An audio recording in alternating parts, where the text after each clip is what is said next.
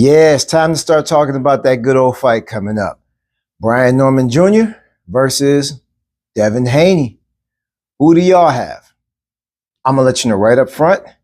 Let it be known to the world. I'm riding with Brian Norman Jr.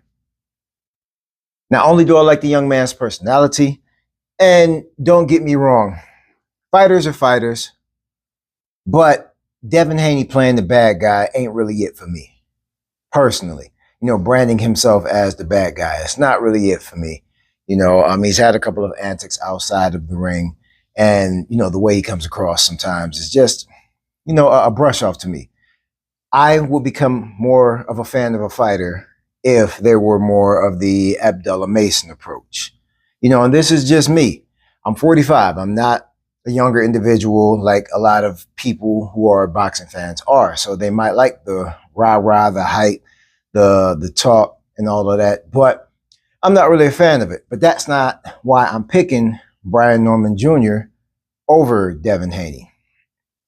I don't think Devin Haney has fully recovered from the loss and the knockdowns that he took from Ryan Garcia. Be it cheated or not, it was still embarrassing.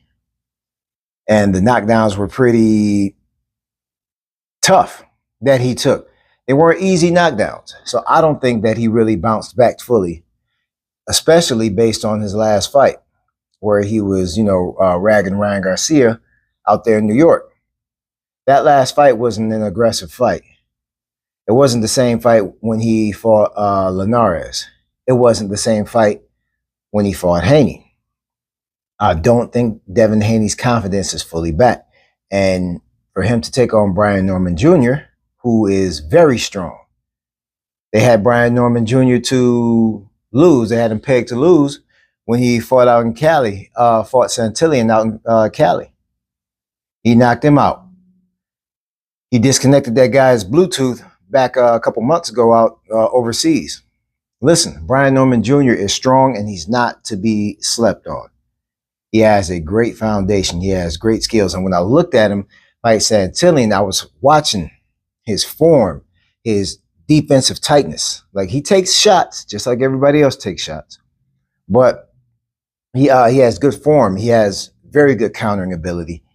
He has nice timing on his counters, and he has some speed and power and pop. He might not throw the flurries that Devin Haney may throw. However, it only takes one good shot to change a fight. In that fight, we're once again watching another fight where Devin Haney needs to be perfect for 12 rounds.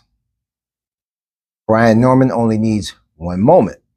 I also want to see what the rehydration clause may be, because Devin Haney balloons up a lot. He comes in on the scale looking like Skeletor, and then goes up 2 weight classes on the hydration after the weigh-in. So that's going to be another factor. He did it with Regis Prograis. So I'm riding with Brian Norman Jr. I don't think Devin Haney's fully recovered yet. What do you guys think? What do you make of it? Who do you think is going to come out victorious? Of course. Don't sleep on Brian Norman Jr. I'm trying to tell you, don't sleep on him. That man gets busy. That man is he's going to be a future knockout artist. He's already getting branded for his knockouts right now. Brian Norman Jr. needs one punch, one time. Devin Haney has to be perfect for 12 rounds. He has to move around to be on his bicycle, because he's still going to have flashbacks of those knockouts and not knockouts, knockdowns that he took from Ryan Garcia. So I'm putting my prediction out there. What do you all think? Like, comment, share, subscribe. Let me know.